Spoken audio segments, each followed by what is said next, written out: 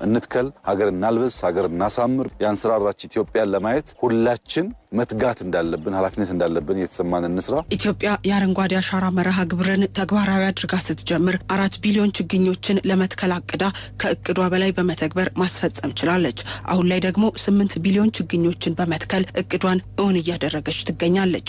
የክረምት የአረንጓዴ አሻራ መርሃ ግብር ትግበራ ደግሞ እቅዷን እውን ለማድረግ እገዛው ከፍተኛ ነው። የአረንጓዴ አሻራ መርሃ ግብር የተፈጥሮ ስነ ምህዳርን ለማስተካከል ድርሻው የጎላ መሆኑን የአረንጓዴ አሻራ ብሔራዊ ቴክኒክ ኮሚቴ ጸሐፊ አቶ ፋኖሴ መኮንን ተናግረዋል። ከግብርና ምርትና ምርታማነት አንጻርም እንግዲህ አንዱ የጎርፍ ማስቀረት ነው ወይም ደግሞ አፈርን የማስቀረት ሁኔታ ነው። ለምሳሌ ቀደም ሲል በእርሻ መሬት ላይ 130 ቶን በሄክታር አፈር ይታጠብ ነበር።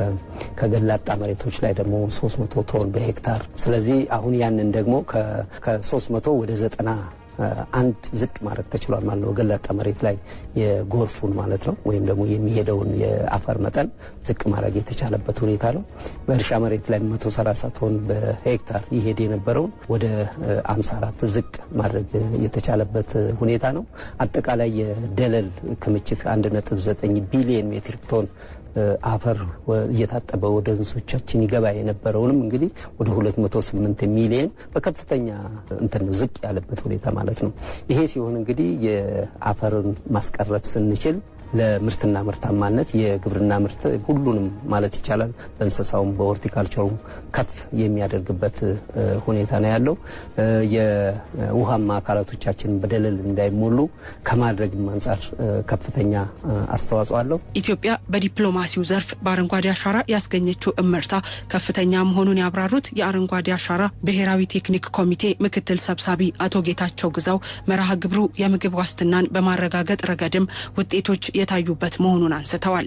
አረንጓዴ አሻራ ችግኝ ከመትከል በላይ ነው። በዚህ መርሃ ግብር ውስጥ ስንዴን በመስኖ ማልማት አስችሏል። ትልቅ ምርት ማስገኘት ያስቻለ መርሃ ግብር ነው። ይሄ የምግብ ሉዓላዊነታችንን በማረጋገጥ ረገድ የሚኖረው አስተዋጽኦ እጅግ በጣም ከፍተኛ ነው። የአየር ንብረት ለውጥ ዓለም አቀፍ ተጽዕኖ ነው የሚኖረው። ጉዳቱም ዓለም አቀፋዊ ነው። ለመፍትሄው መረባረብ ያለበት ሁሉም ሀገራት ናቸው።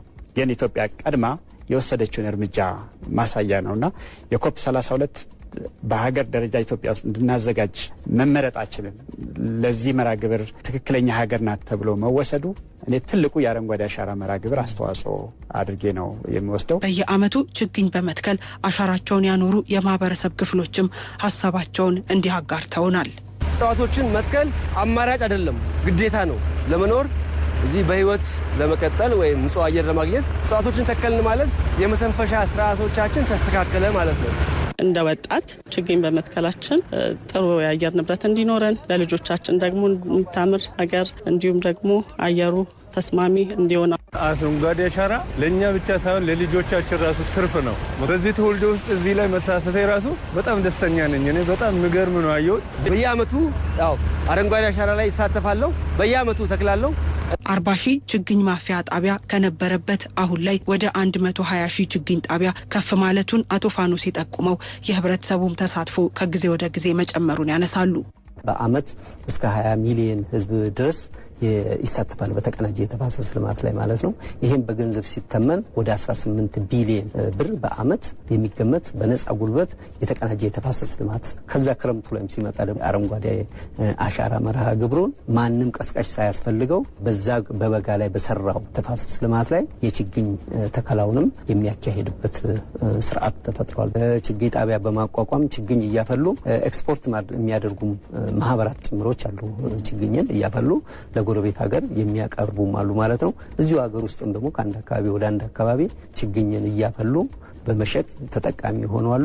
ከዛ ከደረሰ በኋላም ኤክስፖርት እያደረጉ ከኤክስፖርቱም ተጠቃሚ እየተሆነ መጥተዋል።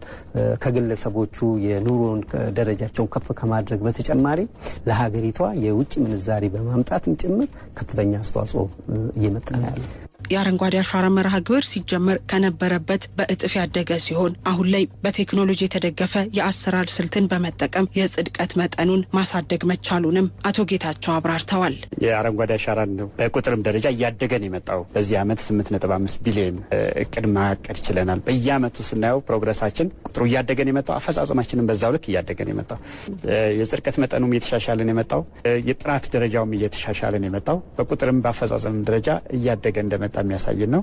የስንጀምር የካርታ ኢሹ አይነሳም ነበር። በቴክኖሎጂ የመደገፍ ጉዳይ ብዙ አይነሳም ነበር። አሁን ምን ተክላቸው ችግኞች በተለይ ከ1.5 ሄክታር በላይ ከሆነ ሽፋናችን ካርታ እንዲዘጋጅላቸው ጭምር ነው የተደረገ ያለው። ሰው ኢዝሊ ሞኒተር ለማድረግ እንዲያስችል ለክትትልም ለድጋፍም እንዲያስችል የት ነው የሚተከሉት የሚለውን ሳይቶቹን ቢሮ ላይ ቁጭ ብለን ማየት እንድንችል እድገቶቻቸውንም ቢሮ ላይ ቁጭ ብሎ በሳተላይት ቼክ ማድረግ የሚያስችልበትን ስርዓት እየፈጠርን የመጣንበትና ስራዎቻችንን በቴክኖሎጂ እየደገፍናቸው ጥራቶቻቸውን እያሻሻልን ጥቅሞቻቸውንም ዲፋይንድ እያደረግን የእቅድ ሂደታችንንም እየቀየርን የመጣ ነው።